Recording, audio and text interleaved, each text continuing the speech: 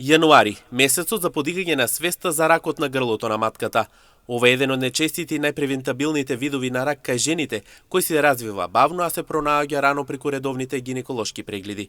Раководителот на гинеколошкото оделение при клиничка болница Штип, доктор Станка Јаневска, вели дека најважната причина за карциномот е перзистентната инфекција со папилома вирусот. Покрај инфекцијата со ХПВ вирусот, постојат и други ризик фактори за појава на карцином на грло на матката, како генетски фактори, инфекција со ХИВ, рана возраст за прв сексуален однос, повеќе сексуални односи, партнер со повеќе претходни сексуални партнерки, хронична имунопресија. За успешно спроведена скрининг превенција се смета дека доколку во периодот од 3 години се опфатат 75% од целата популација на жени. Возрастната група на жени е од 21 година до 59 години, кои во последните 3 години не направиле ПАП тест.